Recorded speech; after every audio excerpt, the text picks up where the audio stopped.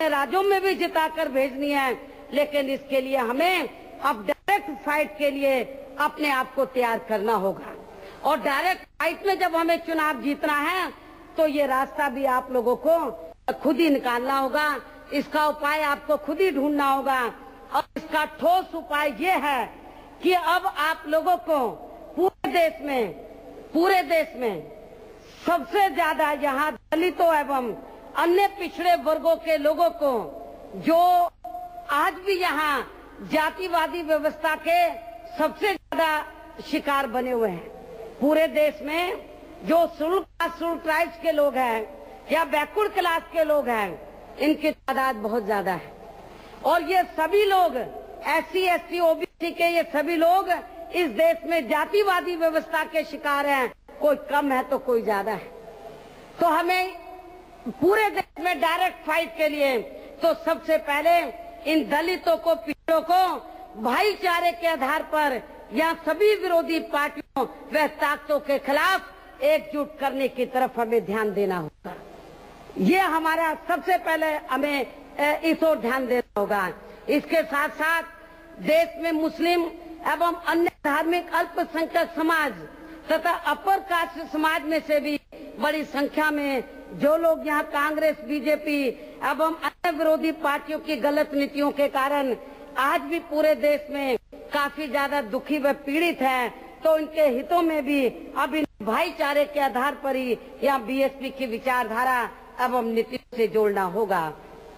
अर्थात अब आप लोगों को पूरे देश में सर्व समाज के लोगों को आपसी भाईचारे के आधार पर BSP की विचारधारा एवं नीतियों से जोड़कर अब यहाँ अपनी पार्टी के जनाधार को बड़े पैमाने पर डायरेक्ट फाइट के लिए आप लोगों को इनको तैयार करना होगा, ताकि हमारी पार्टी आगे चलकर फिर किसी भी चुनाव में यहाँ BSP के खिलाफ सभी जातिवादी विरोधी पार्टियों के एकजुट होने की स्थिति में भी, अर्थात यहाँ डायरेक्ट फाइट में भी चुनाव जीतकर फिर केंद्र व राज्यों में अपनी पार्टी की खुद की सरकार बना सके। हालांकि ये कार्य उत्तर प्रदेश में तो सन 2012 में यहाँ विधानसभा के नतीजे आने के बाद से ही बहुत तेजी से हमने शुरू कर दिया है, और अब देश के बाकी राज्यों में भी ये कार्य हमें बहुत तेजी से शुरू करना होगा। कैसे करना है ये जानकारी आप लोगों को है। और अभी कुछ दिन पहले मैंने पिछले महीने दिसंबर के महीने में तो पूरे देश के लोगों की स्टेट वाइज मैंने मीटिंग बुलाकर इसका उपाय आप लोगों के सामने रखा, रास्ता आप लोगों के सामने रखा, तौर तरीके आप लोगों को बताए, और मैं समझती हूँ उसके बाद से आप लोग जी जान से डायरेक्ट फाइट की तैयारी के लिए आप लोग लगे होंगे। लेकिन इस अभियान के दौरान खास तौर से उत्तर प्रदेश के लोगों को, ये जो सन 2012 में जब विधानसभा का आम चुनाव हुआ और एक दलित की बेटी फिर से उत्तर प्रदेश की मुख्यमंत्री ना बन सके और पूरी सभी विरोधी पार्टियां अंदर BSP को उत्तर प्रदेश में सत्ता में फिर से वापस ना आ सके, इसको रोकने के लिए जब सारी पार्टियां अंदर एक हो गई, तो आप लोगों को ये मालूम है कि इस अभियान के दौरान खास तौर से उत्तर प्रदेश के लोगों को मैं फिर इस बात को दोहराती हूँ, यहाँ अपने प्रदेश की जनता को अब आप लोगों को जो बात मैंने आप लोगों के सामने रखी है कि इस बात को हर छोटी से छोटी मीटिंग में भी इस बात को भी आप लोगों को बताना है। सन 2012 में तो मैंने आप लोगों को ये बताया जब रिजल्ट आया कि किस तरीके से विरोधी पार्टियों ने BSP को फिर से सत्ता में आने से रोका है। सारी पार्टियों ने अंदर मिलकर एक होकर चुनाव लड़ा। ये सब मैंने आप लोगों को रिजल्ट निकलने के बाद बताया। उसके बाद आप लोग जी जान से डायरेक्ट फाइट की तैयारी में लग गए थे। लेकिन इसके साथ ही मेरा आप लोगों को आज ये कहना है कि आप लोगों को डायरेक्ट फाइट के लिए तो लोगों को तैयार करना है, लेकिन इसके साथ साथ खास तौर से उत्तर प्रदेश की जनता को आप लोगों को हर छोटी से छोटी मीटिंग में भी इस बात को भी समझाना बहुत जरूरी है कि इस बार सन 2012 में उत्तर प्रदेश के हुए विधानसभा आम चुनाव में बीएसपी के प्रति जातिवादी सोच रखने वाली सभी विरोधी पार्टियों के एकजुट होने की वजह से जहां एक तरफ हमारी पार्टी को जबरदस्त नुकसान पहुंचा है, तो वहीं दूसरी तरफ उत्तर प्रदेश में एकदम अप्रत्याशित एवं अभूतपूर्व तौर पर अब यहाँ उस पार्टी का भला हो गया है जिसके बारे में आज उत्तर प्रदेश में ही नहीं बल्कि पूरे देश भर में ये आम चर्चा है कि कानून व्यवस्था के मामले में अब उत्तर प्रदेश एक क्राइम प्रदेश बन गया है। अर्थात अब यहाँ चोरी, डकैती, लूटमार, फिरौती, अपहरण, हत्या, बलात्कार व पुलिस प्रशासन में ईमानदार एवं निष्ठावान अधिकारियों का उत्पीड़न व हर स्तर पर फैला हुआ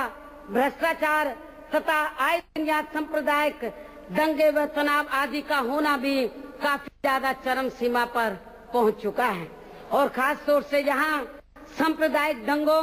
व तनाव आदि की मार से तो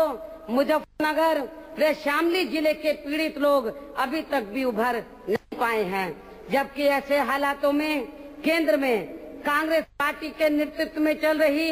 यूपीए की सरकार को बिना कोई देरी किए हुए यह राष्ट्रपति शासन लगाकर हिंदू मुस्लिम समाज में आपसी भाईचारा व सद्भाव पैदा करना चाहिए था, लेकिन ऐसा नहीं किया गया, जिसकी वजह से जहां एक तरफ अब भारतीय जनता पार्टी इन दंगों में लिप्त लोगों को सम्मानित करके इसकी आड़ में घिनौनी राजनीति कर रही है, तो वहीं दूसरी तरफ सपा और खुद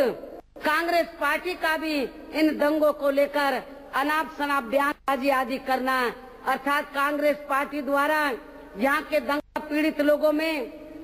आईएसआई की घुसपैठ होना बताना तथा सपा द्वारा इन्हें षड्यंत्रकारी आदि बताकर इनके जख्मों पर जो और भी ज्यादा नमक छिड़का गया है, तो ये इनका घिनौना कृत्य इन सभी विरोधी पार्टियों को कभी भी माफ करने वाला नहीं है। इसके अलावा समाजवादी पार्टी की सरकार द्वारा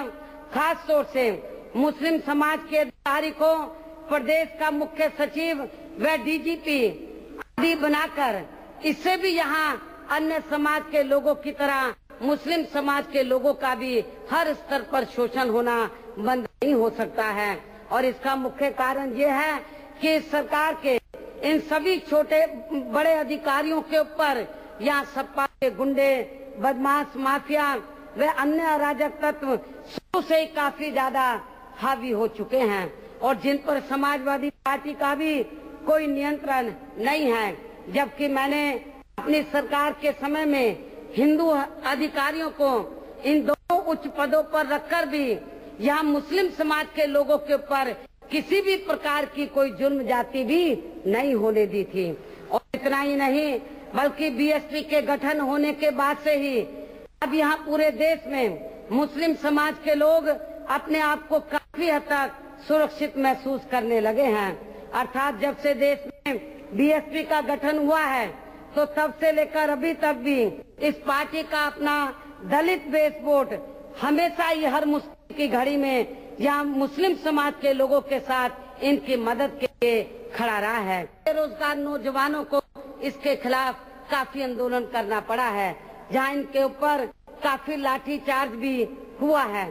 और जब इन लोगों ने और इसके बाद जब इन लोगों ने माननीय उच्च न्यायालय में जाकर वहां से न्याय प्राप्त किया तो उसे भी सरकार ने मानने से इनकार कर दिया है। इस प्रकार से वर्तमान सपा सरकार का प्रदेश के इन नौजवान पढ़े लिखे बेरोजगारों की जिंदगी के साथ किया गया ये खिलवाड़ आगे चलकर इन्हें जरूर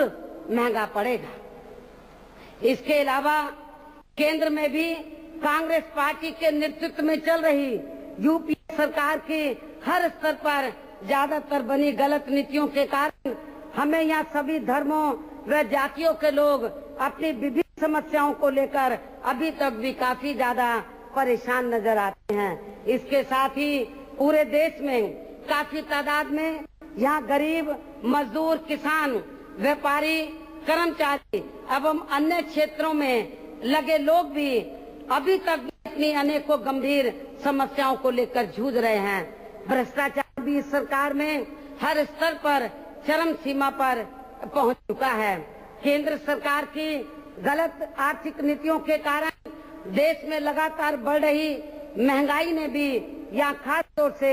गरीब एवं मध्यम वर्गों के लोगों का जीवन गुजर बसर करना अब बहुत ज्यादा मुश्किल कर दिया है। हमारे देश की सीमाएं भी पूरे तौर से सुरक्षित नहीं हैं, जिसकी वजह से यहाँ अपने देश में आए दिन आतंकवादी व अन्य और भी गंभीर वारदातें अभी तक भी होनी बंद नहीं हुई हैं। इसके साथ ही हमारे देश की ज्यादातर मामलों में विदेश नीति भी ढुलमुल बनी होने की वजह से यहाँ के अपने लोगों को हर स्तर पर काफी कुछ परेशानियों का सामना करना पड़ रहा है। कुछ ढीली पड़ चुकी है।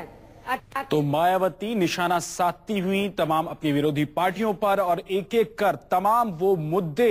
मायावती उठा रही हैं, चाहे यूपी में कानून व्यवस्था का मुद्दा हो या फिर बीजेपी को लेकर पुरानी रंजिश की बात हो, तमाम मुद्दों पर मायावती निशाना साधती हुई। देश व जनहित में यहाँ केंद्र के साथ साथ राज्यों में भी अपनी पार्टी को सत्ता में लाना बहुत जरूरी है, जिसने आबादी के हिसाब से देश के सबसे बड़े